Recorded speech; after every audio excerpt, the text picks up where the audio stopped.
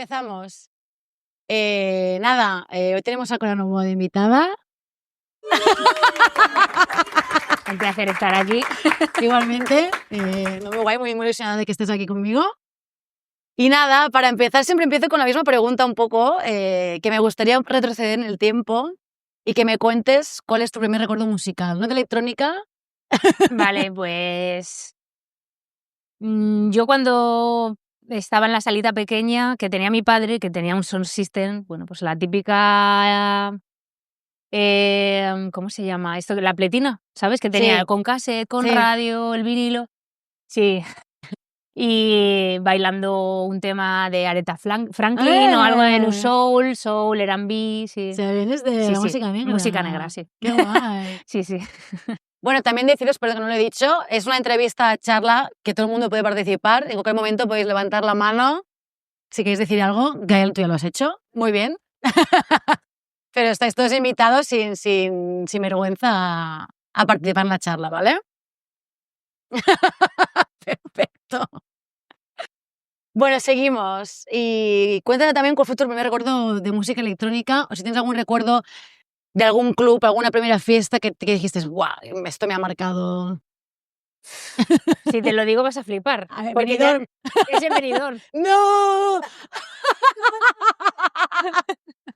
Pues sí, porque era la primera. A ver, yo conocía la música electrónica por internet, que eran los albores, estos routers que te conectabas y era como. Se pagaba por minuto y hacía. Bueno, pues gracias a eso yo podía conocer la música electrónica y también por Radio 3. Vale. Entonces escuchaba mucho Radio 3 y en este club se llamaba Mansión. Era un club de máquina que quedaba a las afueras en la carretera en Benidorm. Ahora ya eso ya se ha perdido, están todas las discotecas cerradas. Pero en Benidorm, en primera línea, estaba pues Q, estaba Pachá y había alguna discotequita más. Y luego estaban las discotecas grandes, que luego eso cerraba, entonces tú te subías arriba. Y Mansión está cerrada y eso era de máquina pura y dura. O sea, eso era maquinón. Y yo cuando entré allí dije, wow, veía a la gente, claro, peña en tarimas, bailando sin camiseta. Era como lo que quedaba de la post ruta del bacalao. Vale. Porque eso está más cerrado ya que nada. Y ahí flipé. Dije, ¿qué es esto? Yo quiero más de esto. Y me marcó mucho. ¿Y porque eres de Ourense? No. Sí, yo soy de Ourense, de Galicia. ¿Y por ahí había alguna escena? Nada. A ver, ahí lo que había en mi ciudad era un club muy pequeñito, nada, un bar, o sea, era una esquina, se llamaba La Esquina. Y era un bar de 15, 20 personas, no había más. Y poco no me atrevía a ir porque yo era muy pequeña también, yo tendría 16 años. Vale. Y entonces, claro, he ido 2 o 3 veces y era lo poco que conocía de electrónica antes de ir a este club de Benidorm. Sí. Y a raíz de ahí, cuéntame cómo fue un poco tu camino, ¿no? Primero empezaste a producir, a pinchar, ¿cómo Yo empecé produciendo porque no tenía dinero y estaba viviendo con mis padres. Acababa de terminar el instituto y era como, bueno, ¿qué hago? ¿Qué quiero hacer con mi vida?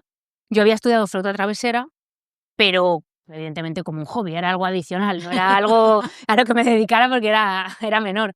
Entonces descubrí que se podía hacer música con ordenadores gracias a este router maravilloso que me daba conexión al mundo y que existían los secuenciadores, los trackers. Entonces me lo desinstalaba porque era como, ¿por dónde empiezo? No había videotutoriales, no había YouTube, no había Google, no había nada. Y al final descubrí un pequeño manual de Fruity Loops que estaba en inglés y dije, vamos a intentarlo, va, Cora, ponte. Entonces empecé a producir. Entonces, a partir de ahí, empecé a hacer música y dije, vale, quiero estudiar esto. Y después ya me fui a Madrid a estudiar sonido y pude ganar con mi primer trabajo, pues comprar mis primeros vinilos, mi mesa y ahí sí que aprendí a pinchar. ¿Te acuerdas de tu primer vinilo? Sí. Nitcherep. De Benidorm a Nitcherep. Sí.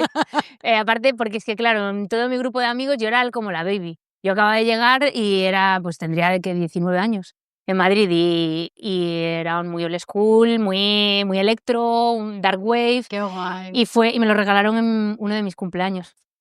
Bueno, el ¿Todavía lo primer tienes? vinilo porque claro, yo estaba ahorrando, sí, lo tengo. Yo estaba ahorrando para comprarme, todavía no tenía, o sea, tenía un Technics que iba fatal y una mesa de mezclas pequeñita de 2 canales que iba como iba.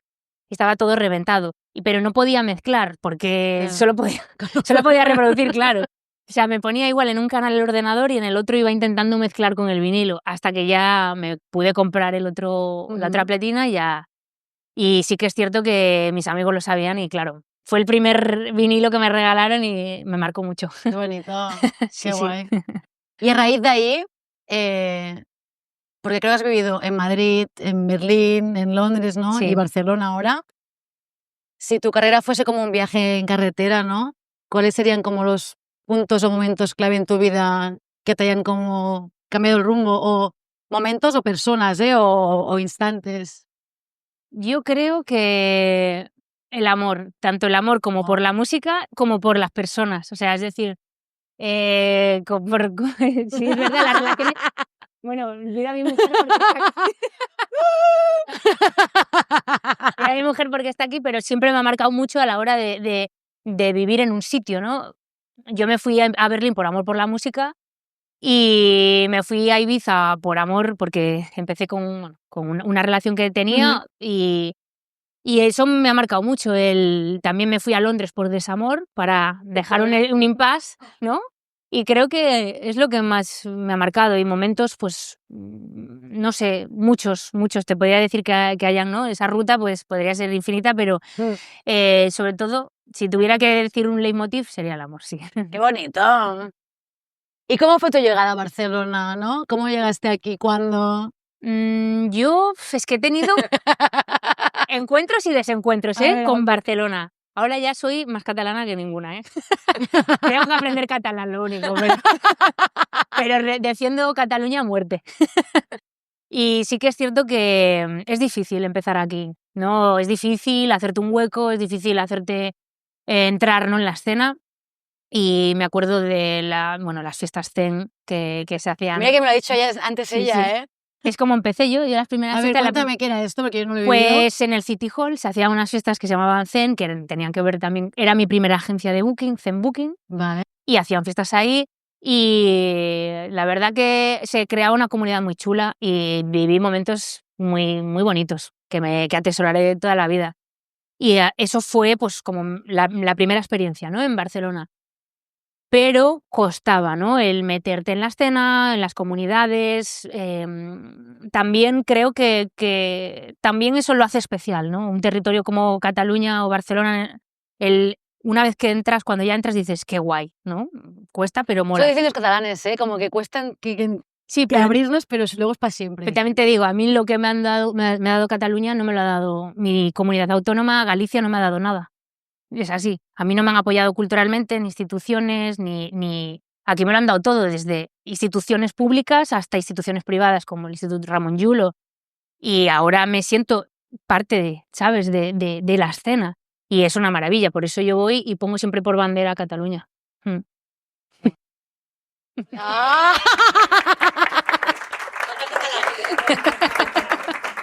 Es verdad. Sí, sí.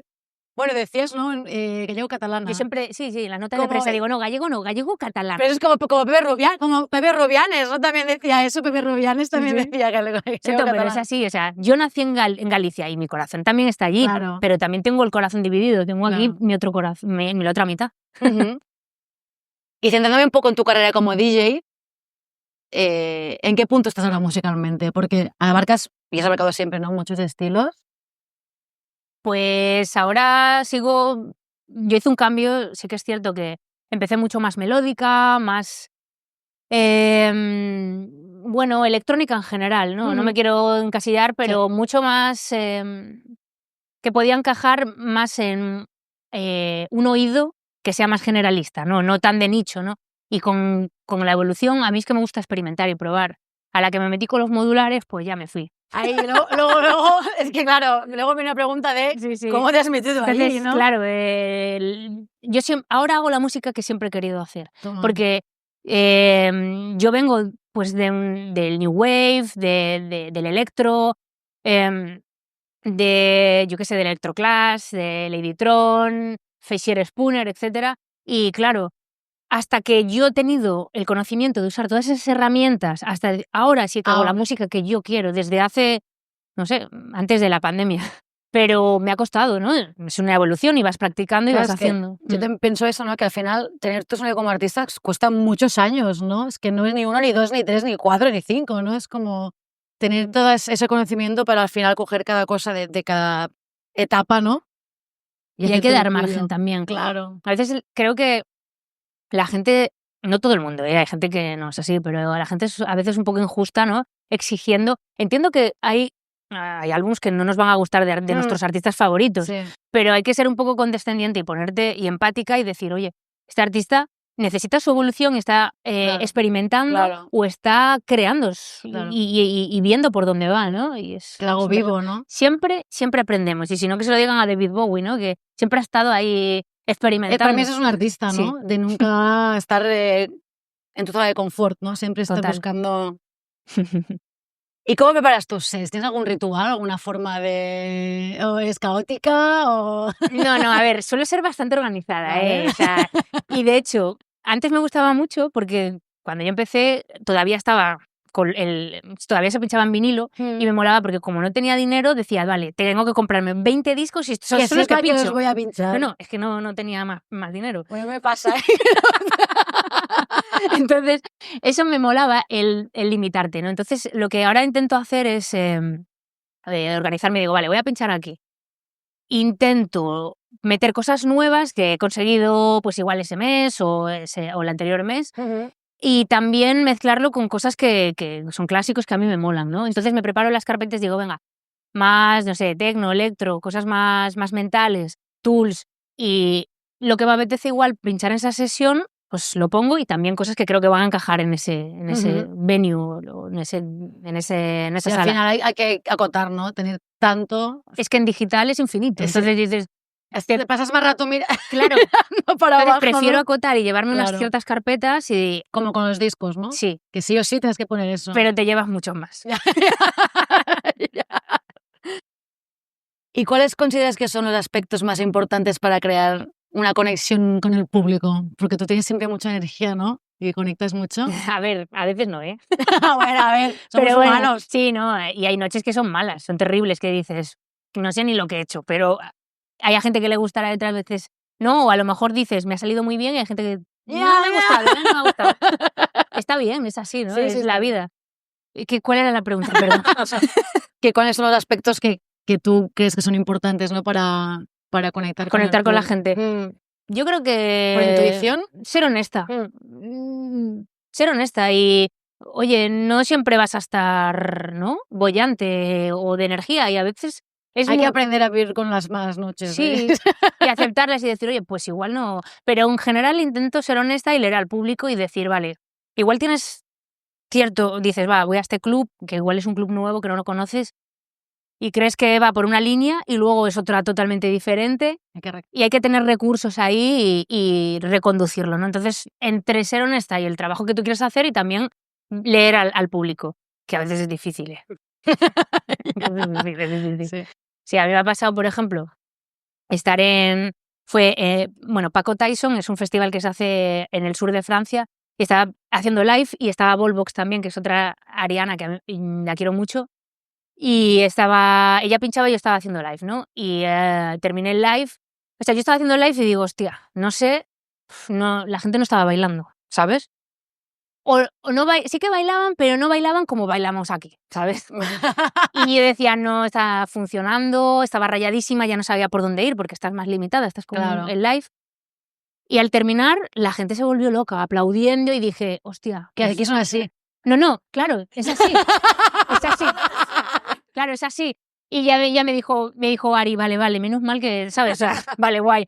Entonces, que esto no lo sabes. Igual terminas y te das cuenta de que no, que lo has hecho bien, ¿sabes? Que a la gente le ha gustado. Pero digo siempre, a veces la gente va a fumar Claro. y se vacía la pista y dices, mierda, ¿no? Sí. Pero no has sido tú, ¿no? No, claro. Eso ya es otra cosa. Sí, pero que a veces depende también del club, del país, de la cultura, de la sociedad, del momento, De todo. Sí, de muchas cosas. Sí. Está vivo, sí. Y esta pregunta se la hago siempre a todos los invitados. ¿Cómo escuchas la música? En tu cabeza, o ves algo o no ves nada? O Claro, tú también eres productora, no sé si... ¿Te refieres a la hora de hacer música? No, a escucharla, ¿cómo la escuchas, no? Tú escuchas un tema, por ejemplo, hay gente que ve patrones ya, o hay gente que ve colores, hay gente... ¿O sentimientos? O... No sé, o sea, yo intento... en casa no suelo escuchar mucha música electrónica, no te voy a engañar. No, escucho mucha música R&B, mucho New Soul, desde, por ejemplo, inclusive, yo qué sé, cantautores, me mola mucho María Arnal, me gusta Silvia Pérez, escucho de todo menos electrónica. Y entonces me dejo llevar, me refiero, me gusta, ya está, no pensarla. Por eso, porque como trabajo mucho con electrónica... Para desconectar. Desconecto, porque si no estaría todo... entre lo que trabajo con el estudio y preparar los sets, no desconectaría. Entonces intento que sea como... No un trabajo mental, sino un disfrute, ¿no? Bueno, pues sí, más sentimiento mejor, ¿no?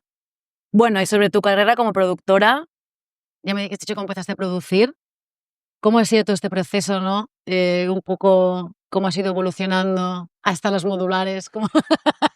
Pues mira, es que si estuviera como estaba hace, pues cuando empecé, cuando tenía, yo qué sé, 17 años, 16 años, que es cuando descubrí los secuenciadores, sería muy aburrido, porque a mí me gusta experimentar y probar siempre cosas nuevas.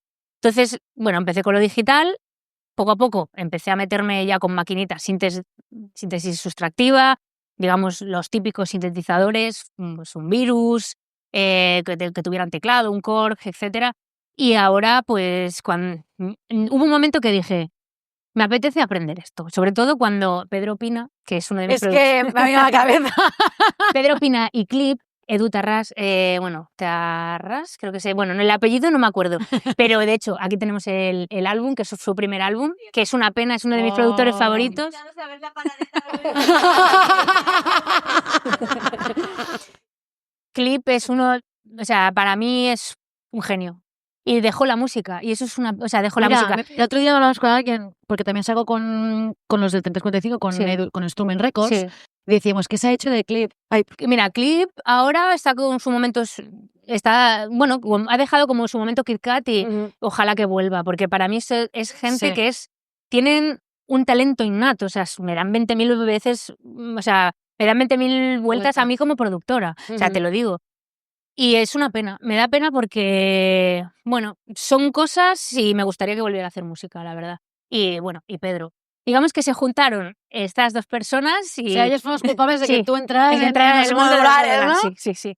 Y a partir de ahí empecé a investigar, y es que es infinito. Es que dicen que no hay vuelta atrás cuando entras allí, ¿no? Es infinito. Entonces, claro, es que y luego el mundo de la distorsión me gusta muchísimo, el overdrive, o sea, es meterte en un mundo, en los pedales, que es infinito. Es infinito. Claro, destruir la música. Claro. A mí lo que me atrae, por ejemplo, de las cosas analógicas es que tú lo decías en alguna entrevista, que son más limitadas. Porque a mí, por ejemplo, el Ableton es tan infinito que a mí me agobia. Porque es que por dónde voy, ¿no? Pero el ser como maquinita es como, vale, tengo esto y puedo hacer. Sí. Pero mudar esto otra vez ir a más todavía, ¿no? ¿No? Sí, no, porque al final no vas a tener todos los osciladores ni todos los filtros. Al final tienes un modular, a no ser que seas rico y tengas un muro ahí de modular, ¿sabes? Y mola porque te lo piensas mucho cada compra. A ver, ¿qué? O si no, pues la vendo y me compro otro. Me gusta el ejercicio de limitarnos, ¿no? Como creativos, da igual lo que hagas, pintura, lo que sea. Yo pienso igual, en los secuenciadores, a día de hoy, es tan abrumador cuando tú abres un secuenciador y dices 1000 librerías, 1000 plugins aparte, hay. Ahora mismo creo que está súper saturado el mundo del sound design y de los plugins, está súper saturado. Días comprando cosas y comprando cosas. No, y dices, pero si es que es un compresor. ¿Para qué quieres? ¿Sabes? Es que dices, ¿para qué quieres? O vale, ¿quieres una reverb específica o quieres un delay específico? Sí, pero creo que al final limitarnos. Antes se hacía con una 808, una SH-101, una 303, tenías 4 máquinas y decías, venga, hay que hacer música. Y decías, te sacabas un álbum. Eso mola. Y a veces ahora estoy con el rollo de que quiero, por ejemplo, ahora para los siguientes EPs, el siguiente EP que estoy currando es como, tengo varias cosas de sonido. A ver. Bueno, hay unos plugins, ¿vale? Mira, son muy guays. No. Y estoy currando solo con esto, que se llama Force, que es un tío que es un fricazo, que es desarrollador tuvo que ver mucho con muchos de los proyectos de Electron, de las máquinas Electron, que están, si no me falla la memoria, en Noruega.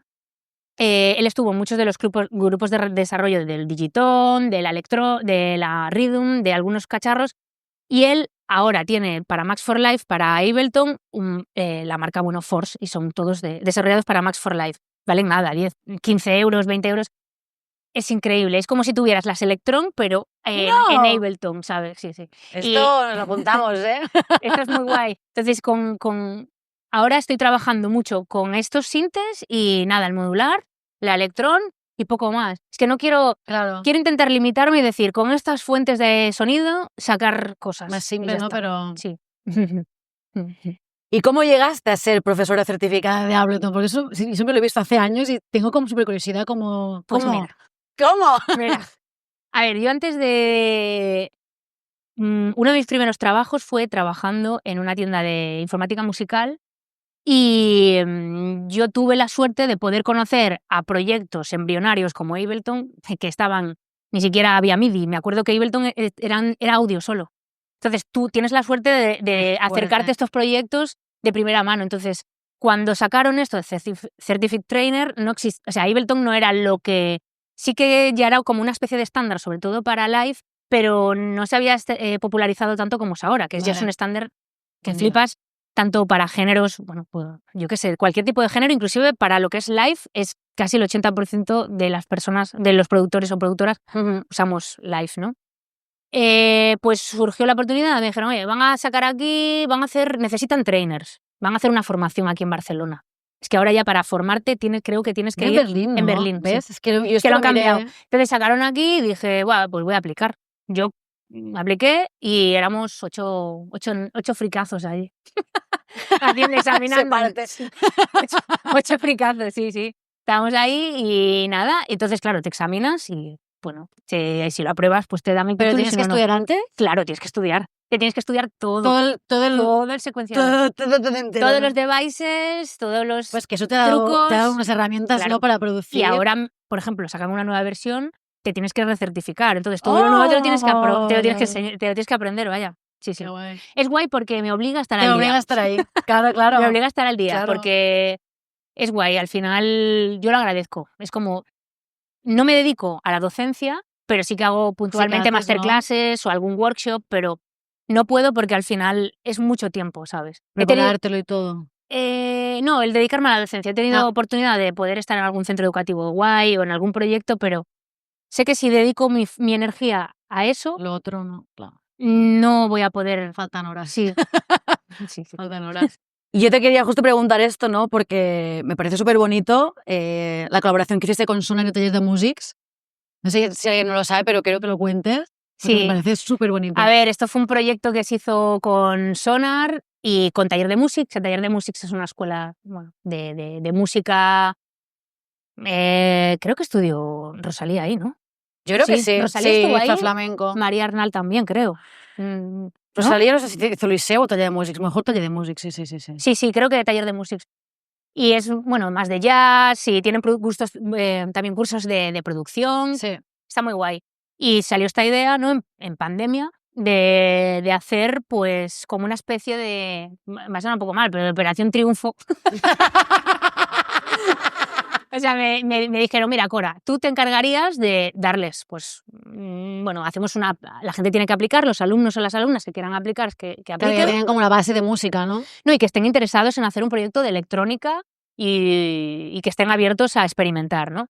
Entonces, hay gente que se presentó y hicimos pues, un taller, un par de talleres, y a partir de ahí se seleccionó. Y se formó una banda. Y esa banda, pues estuvimos en Sonar Turquía y en Sonar Barcelona aquí tocando. Es que es muy guay. Y es un proyecto que juntaba electrónica con urbana, con afrobeat también. O sea, hicimos un híbrido de cosas muy interesantes y con una narrativa, que de hecho esta camiseta de aquí es de este proyecto. Ole. Es ese proyecto. Y para ti, ¿cómo fue la experiencia también, ¿no? De nutrirte también de otros géneros, ¿no? Increíble. A Te mí hizo salir de... o sea, los colaboradores, los músicos, las músicas, o sea, me enseñaron tanto. O sea, al contrario, yo les decía, ellos estaban agradecidos y yo digo, sí, sois vosotros los que me habéis enseñado muchísimo. Fue muy bonito, aparte muchísimo talento todos y todas, y fue súper enriquecedor. Me gustó mucho porque nunca había tenido una banda y fue como qué guay, ¿no? El compartir, el diseñar, el decidir cosas, sí, es guay. Se crea como una sinergia súper bonita, ¿no? Muy bonito. ¿Qué más? Por bueno, donde tú quieras, ¿sabes? Como profesora o como productora, ¿qué elementos crees que debe tener un tema para que sea bueno? O para ti, a lo mejor es por algo personal, ¿eh? Que digas, esto es bueno. A lo mejor es muy subjetivo. Elementos de... no sé. Es que yo creo que es muy subjetivo. Sí, a ver, yo creo que tiene que decir algo. Es que da igual, porque hay música que está tan mal grabada y me dice tanto, ¿sabes? Es que al final yo creo que tiene que tener te entra aquí, en ¿no? el corazón, sí, o algo, Sí. o darte miedo, o llorar, o que te llegue, ¿sabes? Que te llegue. Porque también hay mucho que está muy bien hecha, pero no te llega. Hay cosas que suenan perfectas y que dices, esto es más plano que, Sí. ¿sabes? Total. Sí. Y volviendo hacia atrás, ¿cuál fue tu primer trabajo publicado como productora? No sé si fue... Sí, fue con el sello con Natura Sonoris, Natura con Henry Sonoris. Side. Ostras, Untitled Love. Fue, creo que fue el primer Sí. EP. Bueno, Sí, no sabes si esto o Ibern. Es que aparte fue... no, fue Ibern. ¿Cómo? Perdona, fue Ibern con John ¿Ibern Talabot. primero? Sí. ¿Fue es que he eso? visto ahí que tenías como un remix con Daryl y digo, Daryl es John Sí, Talabot. sí. Fue primero con Ibern y después fue Natura Sonoris. Y sí que es cierto que fue como... La verdad, me pilló tan... Era ¿Cómo una fue? baby, O sea, sí. ¿cómo pasó esto? Que O sea, de repente sacas un John EP... Talabot, bueno, era Daryl. Claro, pero de aquellas John Talabot... Sí, Claro, no era lo no era que era ahora Iberdisc. Claro. Y fue como muy guay. Y aparte fue una fricada que hicieron... hicieron luego un tema orquestal de Yo lo he eso. escuchado hoy, Sí, está muy guapo, ¿eh? Sí, está muy guay. Y lo que, claro, en ese año de repente fue hacer sonar, ¿sabes? Fue sacar eso y hacer sonar. O sea, fue como un boom. Y luego, mira, la carrera de los artistas va así. Totalmente. Va así, ¿no? Así. No os imagináis. Entonces, hay gente que se piensa que no sé, no sé, que no son muy realistas por la igual inexperiencia, son muy jóvenes, yo también era muy joven. Lo que sí agradezco es haber tenido los pies en la tierra, porque la vida da muchas vueltas. Igual piensas que eso va a ser siempre, y no. Y de repente, cuando todo el mundo desaparece y ya no te llaman tanto para pinchar, dices, hostia, valoro tanto lo que tenía antes, ¿no? Y es guay, es guay. Eso es importante tenerlo como artista. Y todos lo tenemos. Quien te diga que no miente, te lo digo yo. Yeah. Y eso es lo bonito de la música, pues es como la vida, subes, bajas, te caes al hoyo, subes otra vez, es así. Sí, yo creo que lo más difícil es mantenerte ahí cuando estás abajo, ¿no? No dejarlo, ¿no? La clave y lo más difícil en todo en la vida, en todo, lo que hagas es mantenerte, para mí. Hagas lo que hagas, te dediques al diseño gráfico, tengas un gimnasio, lo que sea. Creo que esa es la clave, ¿no? Venga, seguimos. Y yo no sabía esto del primer sonar, ¿cómo fue? Fue en el 2010, fue mi primer... ¿Pinchando o live? Hice live. ¿Hiciste un live?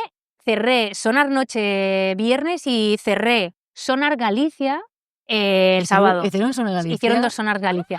El primero, sí. Sí, tía. ¿Y cómo lo viviste? Fue como un sueño, yo estaba flipando. A ver, Pero lo pasaste bien, digo, ¿por qué? Sí, yo me lo pasé muy bien, sí, me lo pasé muy bien. A ver, es que me refiero, al final para mí es un trabajo y es súper emocionante, ¿no? Y yo soy muy agradecida, entonces en eso yo lo viví como si fuera algo, pues es que era algo único. Es que, claro, y súper agradecida. Bueno, y no sabías que volverías tantas veces. Claro.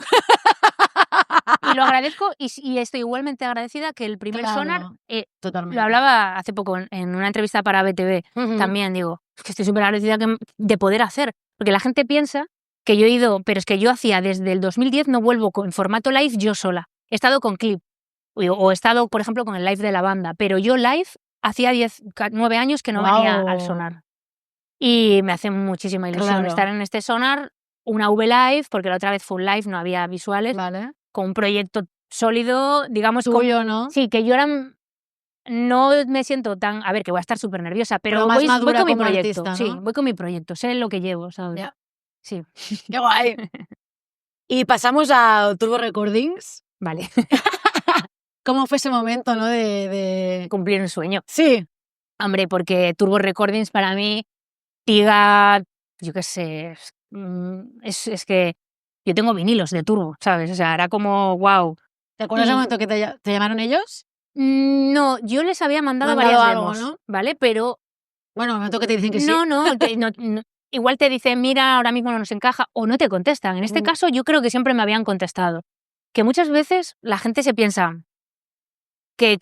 bueno, es que cuando empiezas, la gente a veces no contesta, ¿sabes? Yo intento siempre contestar a todo el mundo. A veces se nos puede pasar, pero a veces la gente no tiene por qué, igual tiene mucho trabajo, Sí. no quiero excusar, o igual no trabajan así. Pero yo recuerdo que bueno, que no, hasta que dijeron sí. Y ya sí, y ahora estoy en la familia ya, pero ahí a tope. O sea, que yo estoy muy agradecida también de esto. Pero no, fue bueno, es un sueño cumplido. Sí, que no se piensen, ¿no? Que te llaman de todas partes, sino sí, que te van a hay que picar oye, piedra. Cora, vente para aquí, no. Hay que picar piedra. Esto es así. Y ya luego, cuando ya empiezas a tener un nombre, ahora ya es más fácil, lógicamente, porque ya tienes un currículum detrás, pero que eso es algo que bueno, intento decirle a la gente que no hay, castillos en el aire no hay, de verdad. No hay cosas fáciles y que a lo mejor tomamos como referencia ejemplos X y únicos, X, sí, ¿no? Yo qué sé, y que no es lo normal, ¿sabes? No es lo normal, son excepciones. Y hablamos de tu sello, bueno, sello proyecto, ya no es solo un sello, ¿no? Seeking the Velvet. Es un sello, sí, un proyecto, yo le llamo proyecto creativo, sí, sello, es lo que tú proyecto quieras. creativo, ya no es solo sello. Sí. ¿Cómo decidiste crear esto? ¿Cuándo? Pues llegó un momento en el que mira, yo me acuerdo de estar en la habitación de mis padres, o sea, cuando yo vivía con mis padres, que era adolescente, decir, es que esto me gustaría llevarlo más allá que de la música, o sea, ¿sabes? ya desde allí sí, ya tenías... Esto me gustaría trasladarlo a imágenes, a cosas, no lo decía así, una narrativa, no te iba a decir una narrativa, pero me gustaría llevarlo a otros sitios, como una experiencia o algo. Y fue después de ya sacar el primer álbum y haber ya sacado mis primeros EPs, decir, quiero hacer las cosas a mi manera, sin depender de unos timelines, de un calendario, de las prioridades de un sello, que no es malo, ¿eh? Y yo creo que lo ideal y lo que creo que a mí mi fórmula es la que me está funcionando a mí, es tener un proyecto, una comunidad, no tiene que ser tuya, pero en la que tú vayas, que sea tu familia, y otra, en este caso es Seeking the Velvet, y otra sellos externos. Vale. Como puede ser Turbo Recordings, o yo qué sé, sellos Citizen Records, o Soma, lo que sea, ¿sabes? Sellos que te gusten a ti y que sean colaboradores, con los que puedes crear alianzas. Eso es lo que a mí me está funcionando. Y Seeking the Velvet lo creé para sentirme libre. Libre y hacer lo que me dé la gana, sin darle explicaciones a nadie. ¿Y en qué punto está ahora, no? Porque ¿cómo empezó? ¿Cómo empezaste? Empezó muy fuerte, pero llegó un momento en el que, evidentemente, yo no puedo... estar ahí, ¿no? Sí, o sea, yo no tengo un equipo de 5 personas como puede tener Richie Houghton o más grandes, o yo qué sé, artistas que tengan, digamos, un income de dinero muy grande para poder sostener 5 sueldos, ¿sabes? Entonces, tuvimos que bajar el ritmo, pero no pasa nada. El sello sigue ahí, vamos sacando cosas, vamos haciendo proyectos y ojalá que en un futuro pueda tener incomes de dinero grandes para seguir haciendo locuras, ¿no? Y más proyectos. Qué bueno. Y pasemos ya a tu último álbum, ¿no? Mental Diary Act 3, bueno, acto final. Acto final, sí. Sí, acto 3. Acto 3. Cuéntame, para quien no lo sepa, ¿no? ¿Cómo fue ese proceso creativo porque ha sido más largo, lo hablábamos antes? Sí, a ver, era... ¿Cómo investigaste? ¿Cómo lo creaste? Yo quería hacer algo diferente, ¿no? Y dije, bueno, pues me molaba la narrativa de hacerlo en 3 actos, ¿no? Como bueno, la narrativa aristotélica, ¿no? Acto 1, acto 2, acto 3. Y en este caso dije, bueno, pues voy a hacer 3 EPs, pero el proyecto está vivo porque el último ha sido un álbum, o sea que se han hecho 2 EPs y el último es este álbum. Y ha habido un impasse tan grande también, yo creo, por una parte, pilló pandemia y por otra, que al final mis proyectos los voy dejando siempre, dentro de la lista de prioridades, siempre lo dejo las últimas, ¿sabes? Digo, siempre lo último, ¿no? No le doy valor porque, como es mío, digo, no le tengo no me tengo, en ese sentido no tengo tanto amor propio que debería, ¿no? Decir, joder, son también mis proyectos, voy a valorarlos y voy a tenerlos también ahí arriba. Y voy dando prioridades a otros proyectos que van surgiendo o trenes que igual solo pasan una vez, ¿no? Entonces voy haciendo así. Y en este caso, pues el álbum es, bueno, lo tenemos ahí, es estos cassettes, también hacemos edición digital, sacamos camis y se trata de, bueno, de también hemos hecho videoclips y de hacer un proyecto que bueno, que sea un poco transmedia, ¿no? Que para entender la música y el hilo, pues puedas ver las otras piezas que hay desarrolladas, ¿no? También, sí. ¿Y por qué cassettes? A ver, empezamos con cassettes y era también, o sea, hicimos en el primer acto cassettes, segundo acto cassettes y tercera había que terminarlo con cassettes. Sí. Pero, por ejemplo, ya ahora, yo creo que ya ahora sacaría otra vez vinilos, ¿sabes? Haría otra vez vinilos. Pero era por un poco, por esta magia, esta nostalgia, ¿no? Un poco de... Yo me acuerdo cuando antes escuchaba música en la radio, lo grababa, claro, porque igual era música nueva y no tenía pasta y era una cuaja. Decía, vale, voy a grabarlo. ¡Fum! Ahora, ¡pum! Sí. Sí. ¿Y en qué te has inspirado en este álbum, no? Como... Pues bueno, el álbum se llama This is not about you and me, this is about us y bueno, habla de la comunidad y un poco de a dónde vamos, ¿no? Cuestionar un poco a dónde vamos como sociedad. Al final estamos súper... pensamos más en el individualismo, ¿no? En nosotros, en el yo, más que en la comunidad, ¿no? En el nosotros, o sea, más yo que nosotros. Y es un poco una crítica, ¿no? Y un poco volver a que juntos tenemos mucha fuerza, ¿sabes? Juntos tenemos mucha fuerza, más de la que creemos. Y que está todo muy polarizado, fragmentado y ahora eso, nos estamos dilemas como la inteligencia artificial, el cambio climático, la polarización en la sociedad, pues creo que son temas que está muy bien sacarlos a la palestra y debatirlos desde el respeto y el amor, ¿sabes? No desde, no, es que esto y es lo mío y es lo mejor, ¿no? Y es que ahora es un despiporre. La política show, es un show. Totalmente.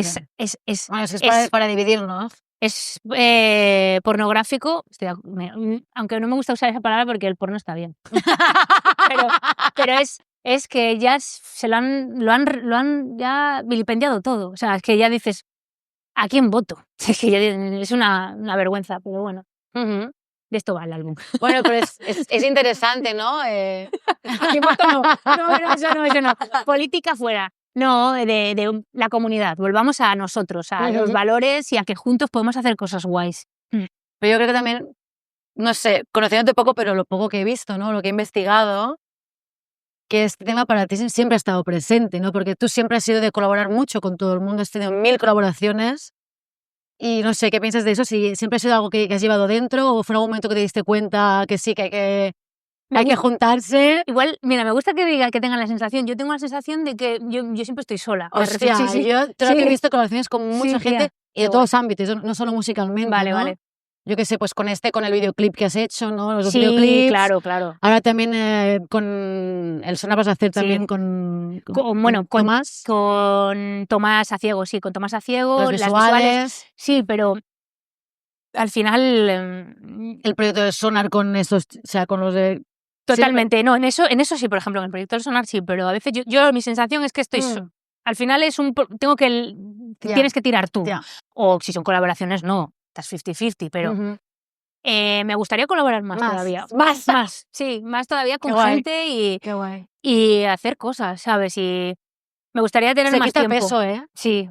No peso. Bueno, me voy a aprender. Mira, una cosa que me gustaría... Primero que llegan, o sea, a lo mejor hay gente que tú no llegas y llegan ellos, ¿no? A mí una cosa que me gustaría, de hecho, con Pedro, yo quiero hacer un directo con Pedro. O sea, quiero hacer un directo. Aquí queda grabado, ¿eh? Sí. Y él lo sabe, con Pedro opina, o sea, para mí es que me apetece muchísimo. Me pone un montón el llevar las máquinas y venga, vamos a ver qué sale de aquí, ¿sabes? Y eso me encanta. Hacer cosas así, ¿no?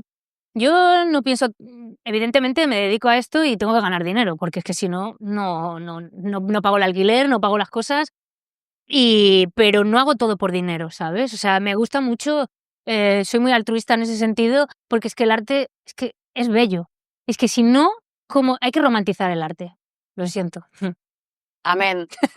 Es verdad, es que se Sí. ha perdido un poco. Es que sí, al final, pero creo que la industria, lo que está pasando, tanto promotores como agencias, como PRs, etcétera, a donde nos está llevando, que está bien, los productos, yo soy fan, o sea, a mí me encanta, yo qué sé, o sea, las Spice Girls, o sea, a mí me parece estupendo, son productos, o sea, pero creo que el problema es cuando los line-ups y la industria está monopolizando el producto antes que los artistas y el talento que pueda haber de los productores o las productoras o los artistas, cantantes, intérpretes, etcétera. Entonces, cuando eso lo monopoliza todo, la balanza se va. Siempre es equilibrada. Porque al final, igual, esos productos necesitan a estos ghost producers que le están produciendo.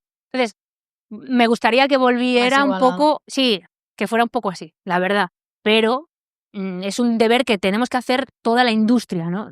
Yo lo tengo claro, pero hay no depende de mí la industria. ¿Y qué creéis? ¿Tenéis ideas para cambiar esto? ¿Alguien? Hombre, yo creo que, bueno, no solo son los números de seguidores. Hay mucha gente que también compra seguidores. Es que, y no solo son los números de seguidores, sino, ostras, este proyecto mola. Vamos a traerlo. Mola un montón, me mola su identidad. Venga, pum. No son todo. Ya tienes para vender tickets. Ya los has buqueado, ¿no? A los vende tickets. Pues venga, va. Ahora es. Buquea a proyectos que te van a dar identidad y que mola, y que igual tienen 1000 seguidores, pero mola un montón. Y tienen una imagen guay, tienen una música chula, tienen un discurso potente. Yo echo de menos a veces esto, que no en todos los festivales, que hay festivales que son muy guays y en clubs, pero un poco que se pongan las pilas, sí. A ver. Bueno, yo recuerdo que lo vi ayer. Bien. Bueno, pero lo recuerdas. En una entrevista que tuviste con Pelacha. Sí, hostia, hace ya, Muy guay. A ver qué dice. No, pues mira, le preguntas a Pelacha. Ah, vale. Cuando ya has hecho casi todo, ¿no? ¿Qué es lo que más te ilusiona hacer a ti ahora? ¿O tienes algo pendiente que te gustaría hacer? Y ahora yo te lo pregunto a ti. Es que, mira, yo me acuerdo porque yo era una bebé. Yo cuando llegué a Madrid, para mí, o sea, y Pelacha para mí es una de las DJs más top y técnicamente es impecable y la selección musical es increíble. Claro, yo cuando iba ahí a sus fiestas, yo flipaba y decía, wow, increíble, ¿no? Por eso que no me acuerdo de la entrevista, pero qué guay esa pregunta es guay, ¿eh? Pues la hiciste tú. ¿Qué me queda por hacer? Pues tía, mira, un live con Pedro. Me gustaría mucho, no sé, me gustaría mucho producir artistas. Que eso ya, por ejemplo, estoy con Zahara, ya en el anterior álbum, en el de Reputa, he trabajado con ella. Ahora en su siguiente álbum, que saca ahora, lo va a sacar ahora ya, que no me acuerdo el nombre, muy mal, pero bueno. También he trabajado con ella en el estudio, ha sido una maravilla. Qué y me apetece eso con músicos, trabajar. Colaborar. Sí. Y producirle a músicos. Vale. No tener que ser la visión, ¿no? no estar en primera, sino como conducir un poco. Sí, quedar en el estudio, venga a producir tracks, ayudar a la producción. Es que a mí me gusta muchísimo la música urbana, por ejemplo. Me mola un montón. Judeline me gusta mucho. O sea, creo que hay proyectos muy potentes aquí y me molaría, eso me gustaría, sí. ¿Piensas mucho en el futuro o en tu legado? ¿O es importante para ti dejar un legado, por ejemplo? A ver, creo que claro, cuanto más pasan los años es innegable el pensar, decir, hostia, pues ¿qué he hecho? Sí, y a veces soy un poco injusta conmigo misma, porque no lo veo, ¿no? No veo todo el trabajo hecho. Me digo, me exijo mucho. Ya. Pero cada vez empiezo a ser menos exigente, no exigente, pero sí que ser más justa conmigo y darme un poquito de amor. Porque eres muy perfeccionista. Sí, demasiado. Sí. Sí. Y esto con los años. Intento relajarlo. ¿Sí? Sí, lo intento relajar. ¿Algún consejo? ¿Alguna herramienta? Ir a terapia. Bravo. Ir a terapia. Ir a terapia, sí. Ir a terapia y que te ponga las pilas, el terapeuta o la terapeuta, sí.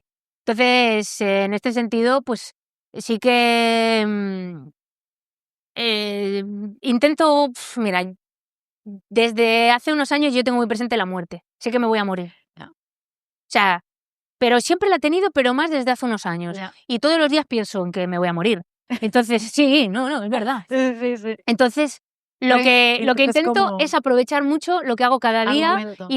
A veces me cuesta, pero porque me dejo con preocupaciones y tal, pero digo, hostia, Disfrutarlo. pásatelo bien, hazlo, las cosas. Entonces, intento ahora, que ahora tengo ya como el proyecto está sentado y va rodado, disfrutar más y decir a cosas que no. Porque como tengo poco tiempo, digo, esto no, ¿sabes? Eso cuesta, Sí. decir que no. Sí, entonces, es que ahora quiero solo dedicar el tiempo a las cosas que me gustan, Claro. ¿sabes? Entonces eso. Eso es Adán, dice. No, todavía somos jóvenes. Parece que estás escuchando a una persona de 70 años. Sí, ¿sabes? Sí. No, yo no, lo digo por mí. ¿Verdad que decías ella? Por ti no, lo digo por mí, que digo. No, pero eso Yo igual, pienso en la muerte y tal. Pero porque tengo muy soy muy presente. realista, ¿sabes? Es que sé que Claro. Porque, tía, conozco a mucha gente que ya no está aquí, amigos, Claro. y que han fallecido muy jóvenes. Y eso me gusta tener, o sea, valorar lo que tienes. por respeto a la vida hay que tenerlo presente, ¿sabes? Totalmente. No sé. Totalmente. Esta ya me vas a decir Pedro Pina, pero a lo mejor no. Si podrías colaborar con cualquier artista, pero ahora ya, cualquier artista vivo o muerto. Mira, me gustaría. Vivo o muerto. Bueno, me encantaría con Björk, claro. Claro. Es que justo ahora acabo de ver la entrevista que grabó para Apple Music. Ay, y qué guay me encantó. que decía lo de... Sí, unas cuantas píldoras. Como que ella con 90 años seguiría yendo de raves, ¿sabes? Que Spotify ha sido lo peor todas las plataformas de streaming ha sido lo peor que ha pasado para la industria de la música, que este titular no es que lo haya dado ahora, lo ha dado ya en 2017 muchos, y totalmente de acuerdo. Pienso que al final un artista de su posición, que de esos titulares, qué guay, porque muchos no lo hacen. Total. Y es la verdad, y creo que ahora los artistas, y es lo que decía ella en la entrevista, ahora los artistas, la nueva generación lo tiene muy difícil, porque ahora o giras. De venta de música no ganas un duro. Es una mafia. O sea, a día de hoy, lo siento, pero hemos vuelto peor de como estábamos. En COVID, ¿qué dijimos? No podemos vivir del directo porque mira, ahora estamos así otra vez. No le da tiempo a la gente. La gente aparte, no, las plataformas de streaming dependen de nosotros, me refiero. Pero, porque si no hay música, ¿de qué viven? ¿Y cuánto nos pagan? Nos pagan una basura.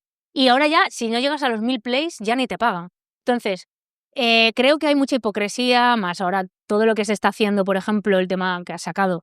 Hay un estudio que se acaba de sacar ahora, un libro de una periodista, creo que es una periodista musical de Estados Unidos, en la que, se prueba que esto ha salido en el Confidencial, en muchísimos medios internacionales, que se prueba que está Spotify incluyendo ghost producers o música que está firmada por ellos, pero que la está producido, digamos que la propiedad es de ellos, pero está producido por otros artistas en playlists de jazz, playlists muy masivas.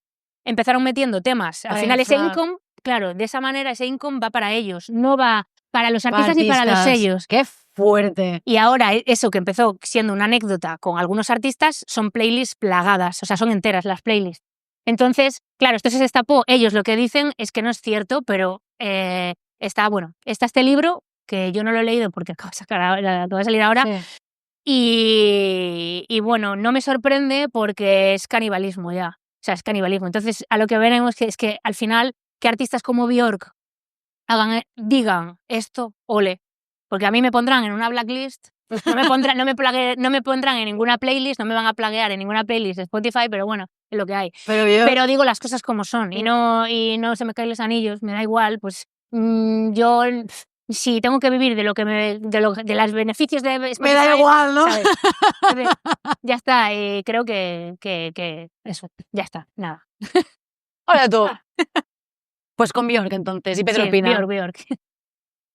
¿Alguna actuación que recuerdes con mucho cariño? Ya sé que somos muchísimas, pero si pudieses elegir una. Yo, pues la del 2010, la del Sonar. A ver, Sona. Muy increíble hacer ahí un live.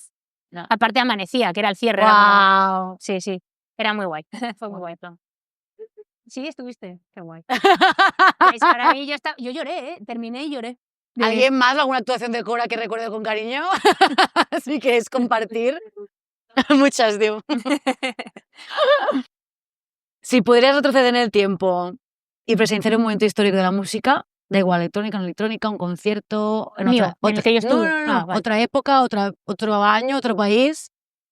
Si dijeras, bueno, ahora puedo viajar en el tiempo y ver esto, y presenciar esto, o un movimiento, lo que tú quieras. Te dirá muchísimo, pero Dime uno. pero yo creo que la acid, como sí, yo. la rave, el acid, esa época es increíble. UK. O sea, que es la que vivió también Garnier. O sea, esa época creo que fue increíble. O sea, creo que fue increíble. Sí. Y molaba porque al final toda esa magia de la libertad, solo ahora mismo uno de los países, o sea, de las ciudades en las que se puede seguir viviendo es en Berlín, que tú vas y hay fiestas que empiezan el viernes y empiezan el viernes. Yo, de hecho, la última en la que estuve fue en ostras, no me acuerdo ahora, pero era de viernes a lunes. Pues no te acuerdas. No, coño, estaba trabajando. ¡Qué broma! Pero me mola porque, vamos a ver, la gente piensa que vas a estar todos esos días de fiestas. No, que gente vas, vas a casa, yo duermes, trabajo de noche duermes. y muchas veces llego el domingo y digo, me Pues apetece igual ir a tomar algo y escuchar un set y vas de tal hora a tal hora. Claro. Y tú, lo guay, que tienes la libertad de decir, Claro. no, pues voy el sábado por la mañana. O a mí me gustaba muchísimo cuando vivían en Berlín ir los domingos por la mañana. A mí también, desayunar. levantarte, desayunas. Entonces, aquí es como estigmatizadísimo y aquí esto se reventó. Aquí en España se reventó. Antes en la ruta se podía hacer. Es que se reventó. Y esa magia da pie a crear una cultura y una red y un ecosistema de sellos, de comunidades. Y eso molaría, volver a recuperarlo. Pero bueno. Aquí estamos, bueno, intentándolo. Bueno, voy ya a preguntas del público. ¿Alguien tiene alguna pregunta por ahí? ¿No? ¿No? ¿Nadie? Si no, voy a la última pregunta. ¿Sí? Venga. Ella nunca falla mis preguntas del público. Ok. Es que estoy un poco ronca, pero se me escucha, ¿no? Ok. Bueno, tengo varias preguntas. La primera es, porque tengo la sensación, no te conozco mucho, pero tengo la sensación de que estás metida en muchísimos saraos. Entonces, ¿cómo te gestionas? Además, has dicho antes que no tienes mucho tiempo. ¿Cómo te gestionas todas las cosas que tienes que hacer? Terapia. También, eso también.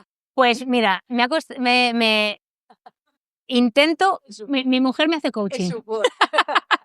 Me hace coaching, no, pero... Hace así.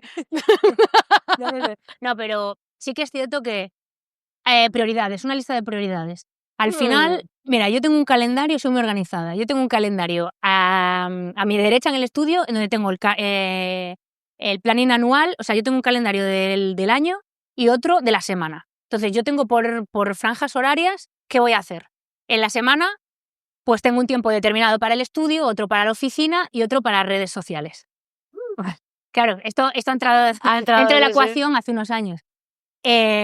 Y luego, en el año, tengo, por ejemplo, el del año pasado flipas, en este está mucho más liberado, pero con lo del álbum, claro, era la preproducción, la producción, los videoclips, mandar todo a fábrica, el coordinar todo con los diseñadores. O sea, todo, aunque me ayude pues Ari o me ayuda también Ángel, al final... No, ¿Ángel? Bueno, es el diseñador gráfico de ¿sabes? Como Ángel Molina trabaja siempre con cosas en secreto, a ver si también está metido aquí, no lo ha dicho. No, podría ser. Él ha estado pinchando en algunas fiestas. Y intentar organizarme mucho y después de eso ver por prioridades. Es decir, vale, si yo, por ejemplo, ahora yo tengo que entregar un EP para marzo. Entonces yo ya digo, vale, ¿cuál es la prioridad máxima? Pues darle prioridad sobre todo al estudio, aunque ya esté organizada. Pero yo no he entrado en el estudio hasta hace 3 meses. Desde hace 3 meses no entraba, porque tenía todo la promo, todo lo del disco, bolos, era imposible. Entonces, ahora ya tengo el tiempo para organizarme. Entonces, es ir viendo prioridades. Venga, pues ahora, ¿qué hay que hacer?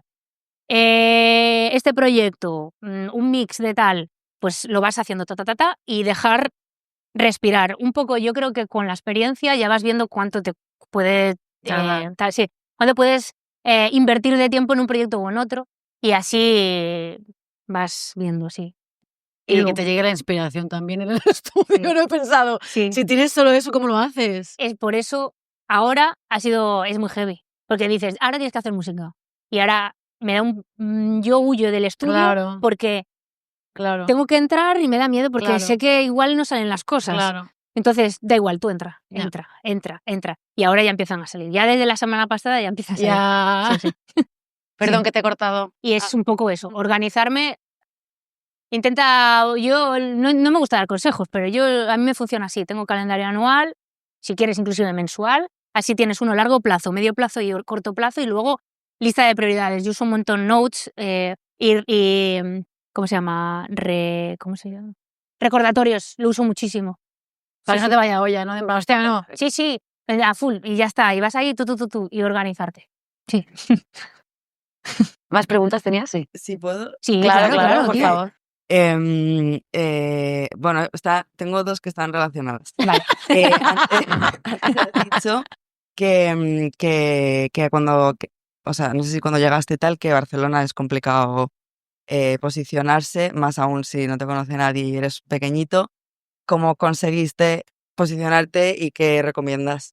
Pues mira, en mi caso fue porque tuve la suerte, Zen Booking, que era mi agencia, mi primera agencia, ellos eran de aquí y tenían sus fiestas. Entonces no podías, al final es un poco contraproducente, a no ser que seas residente, tocar todo el rato en un mismo territorio. Inclusive aunque vivas aquí, pero si vives aquí y lo haces bien y tienes tu fiesta, tiene sentido, ¿no? Al final es, buscar un equilibrio entre eso, no ser cansina, ¿no? Que no seas y que seas una novedad o que la gente venga a pagar un ticket para verte, ¿no?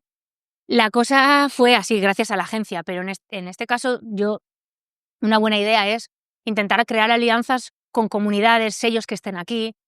Hay proyectos muy guays aquí en Barcelona. Para mí, la red que hay a nivel musical me parece de las más interesantes que hay a nivel europeo.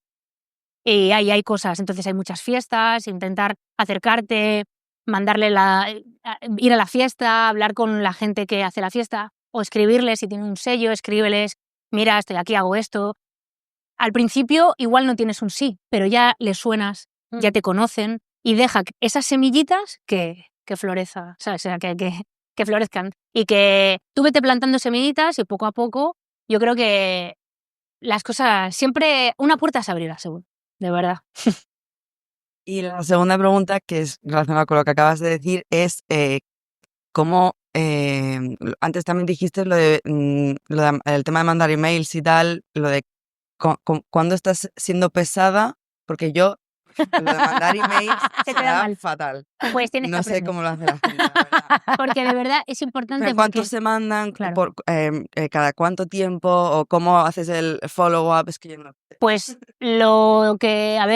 yo como sello, lo que agradezco es que mandes un mail breve, no le cuentes una biblia, te presentas, le dices quién eres, si tienes un dossier, adjunta el dossier, no adjuntes nunca los temas, porque entonces ya lo van a eliminar. O sea, yo si me adjuntan los temas ya ni los escucho porque le revientas el mail, no por nada. Y es que mandas por un link de escucha, SoundCloud o algo tuyo, que lo tengas por privado, lo envías y deja respirar 1 o 2 semanas. Si ves que en 2 semanas no te han contestado, escribes un reminder. Si ves que no te contestan, no pasa nada. Ese trabajo sigue moviéndolo a sellos, ¿vale? Y ya a los 3 meses o 4 meses, cuando ya tengas más material nuevo, pues se lo vuelves a enviar. Haces otra vez otra ronda. Y yo creo que es la manera de no ser cansina, dejar un espacio, ¿no? Un bloque de 4 meses, 3 meses, cuando ya tengas cosas nuevas. Si ves que no te han contestado, sigue, pero con ese margen, porque así no vas a ser, y siempre desde el respeto, ¿sabes? Mira, es que me viene perfecto la última frase de la entrevista. Es que en la entrevista decían de ti, te hiciste hueco en la escena sin necesidad de dar codazos. O solo a base de buenas decisiones. Y me parece súper acertado. Joder, qué pelopazo, ¿no? Yo no lo he dicho, te lo he dicho en una entrevista. Ah, sí, hostia, pues. Y creo que queda clarísimo, ¿no? Hostia. Todo lo que acabas de decir. Mira, yo tengo 1000 errores y eso yo no soy perfecta y he No, cometido 1000 errores. Claro que no. Eso seguro. Claro que no. Pero siempre he intentado, pues, eso, ser honesta y ir con la verdad por delante y, oye, esto es lo que hago. Si te gusta, guay, si no, no. Entonces, no sé, creo que ahora también hay mucha gente que se lo quiere comer el mundo ya, ¿sabes? Mucha gente joven, que es guay, pero hay que dosificarlo, ¿sabes? Y no pisar cabezas. Si, inclusive, si ves eso a tu alrededor, huye. Vete a otro ambiente que no sea tóxico. Porque el ambiente y la comunidad en la que te rodeas puede hacer que fracases.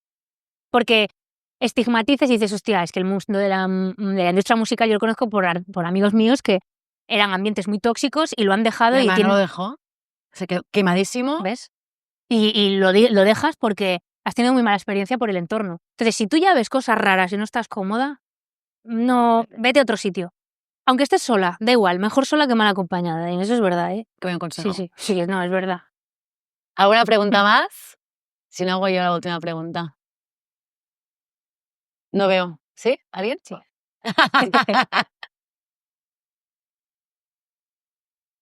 Bueno, un poco relacionado con lo que estaba comentando la chica. ¿Cómo afrontas el hecho de recibir muchos nos cuando no eres tan conocido? Quiero decir, has comentado antes de que al principio de una carrera, cuando no tienes ese nombre, recibes muchos nos. Sí. O silencio. O silencio. O silencio, que creo que es peor. Sí. En esa etapa, cuando no eras tan conocida, ¿cómo lo afrontabas? ¿Cómo lo gestionabas? Emocionalmente, no tanto el concepto, no tanto el cómo actuar, no el cuándo hago el no, el mentalmente, porque al final es lo que decía ella, ¿no? Todo va de esa constancia, de esa perseverancia, pero es muy duro. Sí, a ver, es un varapalo, no es fácil.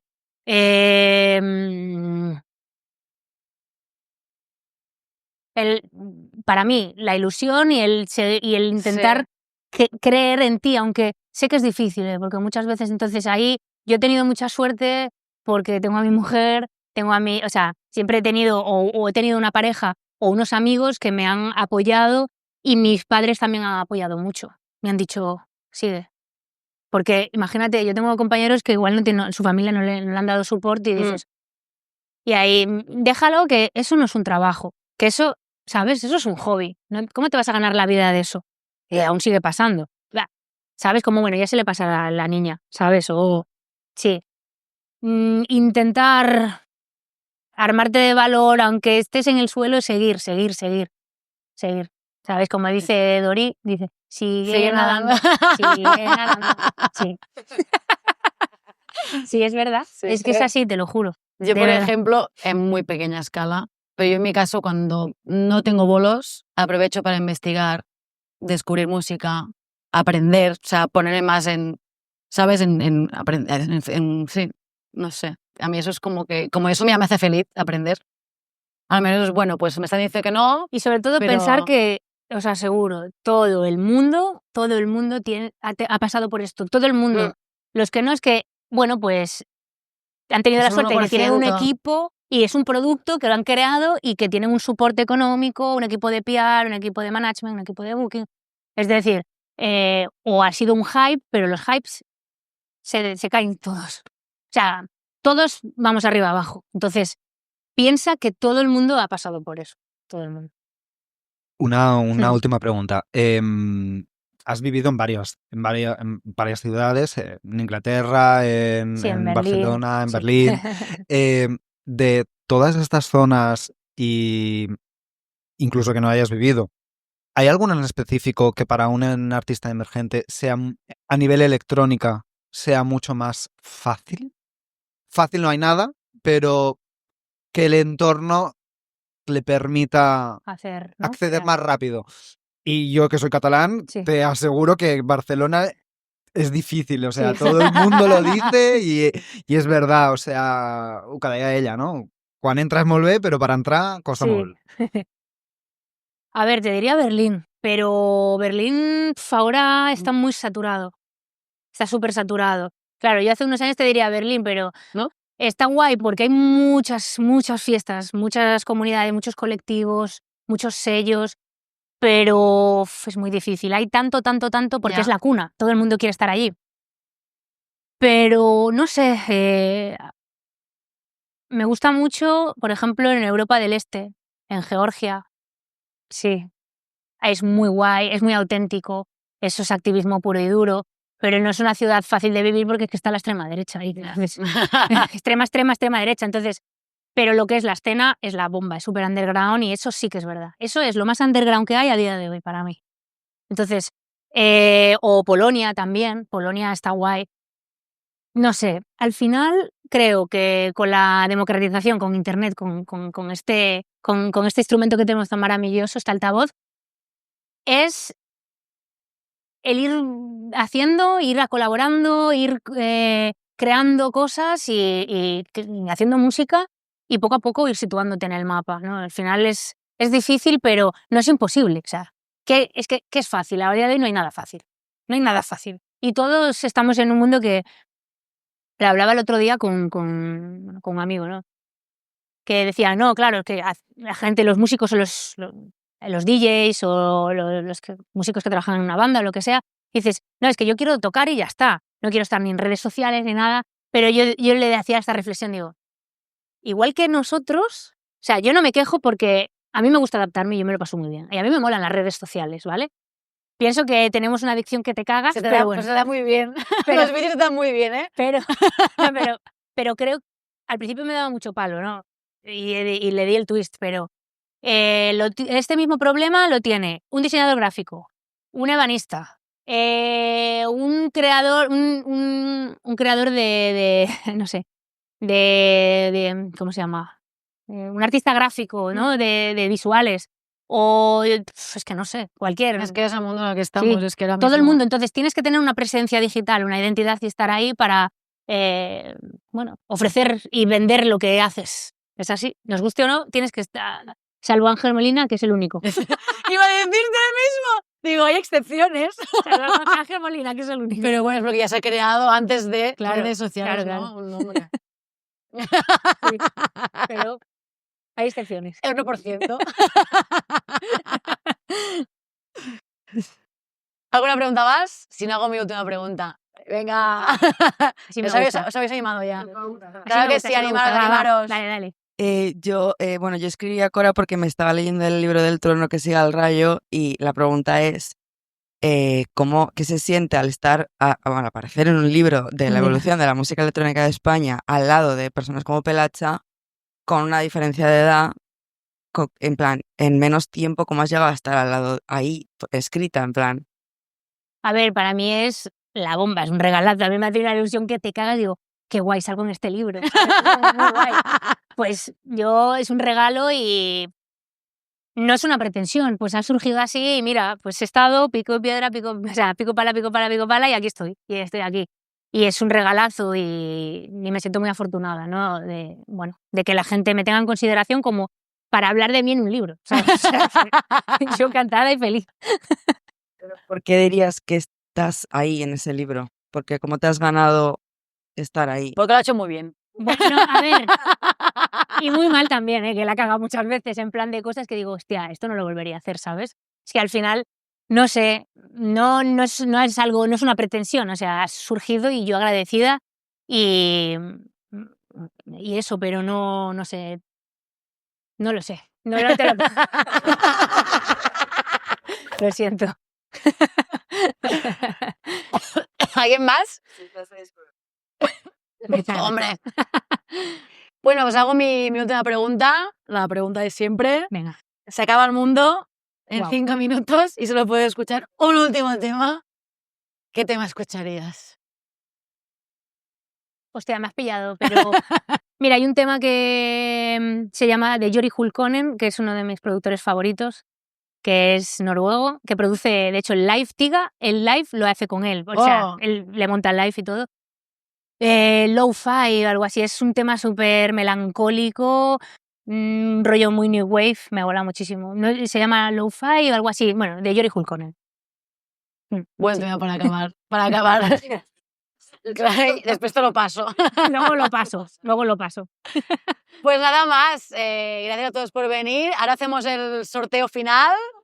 Bueno, gracias. Y gracias sobre todo a Cora por venir. Muchas gracias. No, gracias, tía. Nada más. Qué bueno, muy bien, tía. Oye, lo pasó muy bien.